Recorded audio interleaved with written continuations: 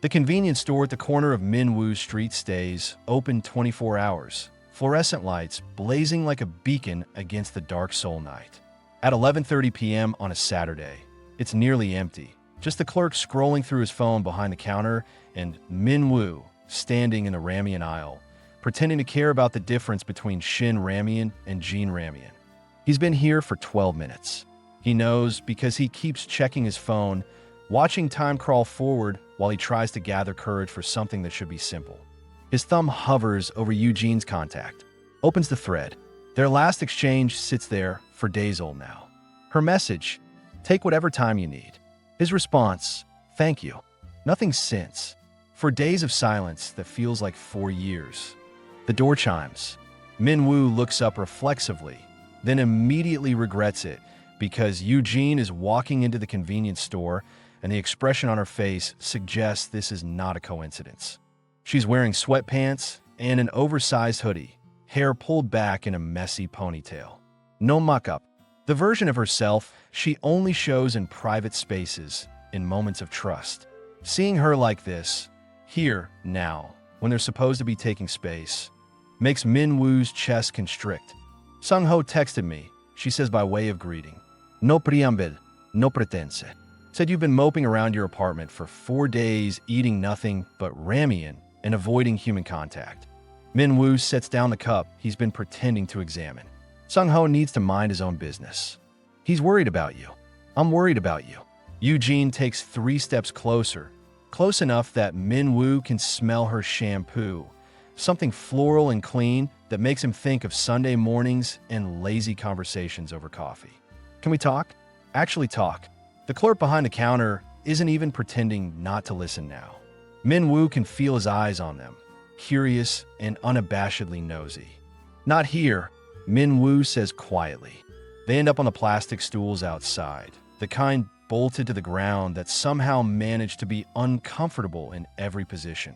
The night air is cool, carrying the smell of asphalt and distant rain. Traffic hums in the background.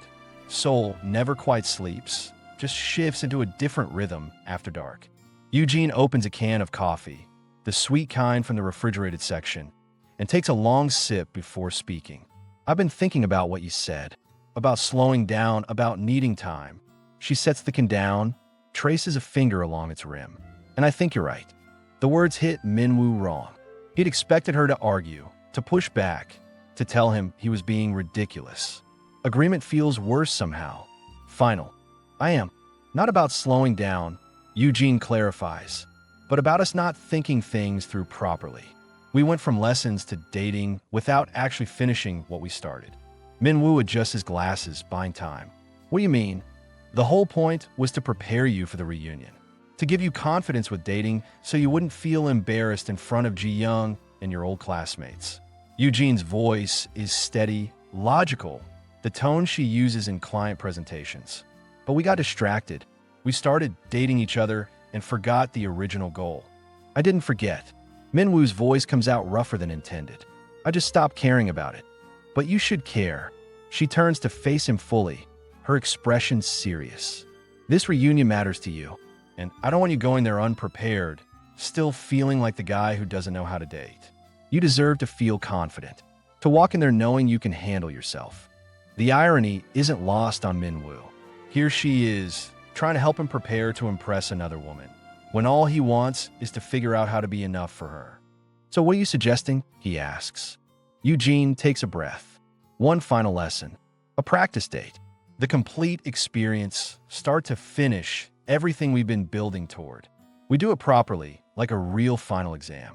And then afterward, you go to Busan with your head held high. And us." The question hangs in the cool air. A delivery scooter whizzes past, the driver's radio playing trot music that fades into the distance. "We figure that out after," Yu-jin says quietly. "Once we've finished what we started. Once there's no confusion about what's practice and what's real." Minwoo studies her face in the harsh fluorescent light spilling from the convenience store. She looks tired. The kind of tired that comes from not sleeping properly, from thinking too much, from caring too much about getting something right. "You planned this," he says.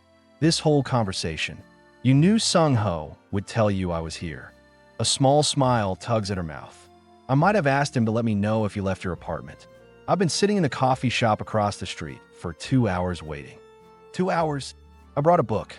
She shrugs, but there's vulnerability in the gesture. I didn't know if you'd want to see me.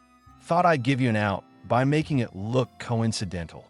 Something in Min Woo's chest loosens. This is Yu-jin without her armor.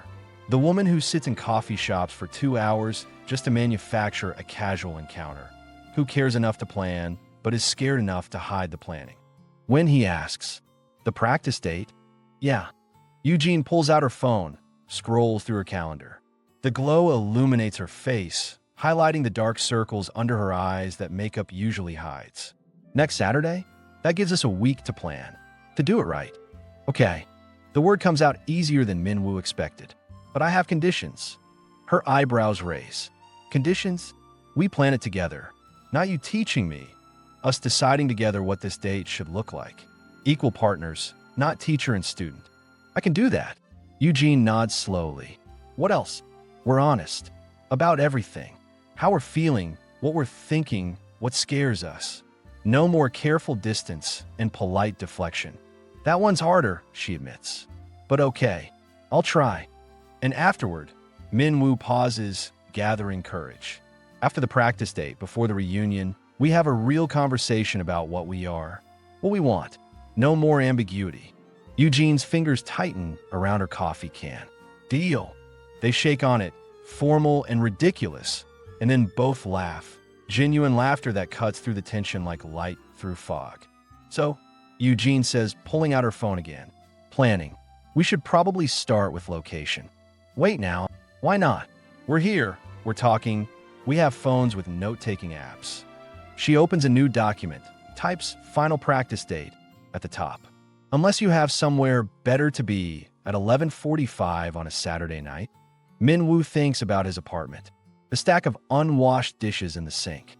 The rumpled sheets on his bed. The silence that's been eating at him for 4 days. "No," he says. "Nowhere better to be." They spend the next hour on those uncomfortable plastic stools. Phones out, voices low, planning what Yu-jin keeps calling the final exam, and Min Woo keeps thinking of as something else entirely. Dinner at that Italian place in Itaewon, the one with terrible lighting but excellent pasta. Then a movie, something light, nothing too romantic or too serious. A walk afterward if the weather holds.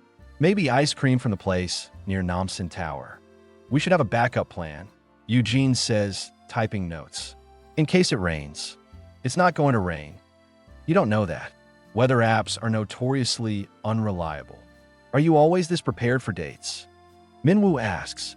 Yu-jin pauses, fingers hovering over her phone screen. "Honestly? No. Usually I just show up and see what happens. But this feels different. More important. Because it's the final exam? Because it's with you." The words settle between them. Simple, honest, terrifying in their vulnerability. Min Woo reaches across the small space, takes her hand. Her fingers are cold from holding the coffee can, but they curl around his with easy familiarity. "I've missed you," he says. "These 4 days, I've missed you." "I've missed you too." Yu-jin squeezes his hand, which is stupid because we work in the same office and I see you every day. Seeing and being with someone are different things. "Yeah." She looks down at their joined hands. They really are. They sit like that for a while, holding hands outside a convenience store at midnight, planning a practice date that feels less like practice and more like the most important exam Min Woo has ever taken.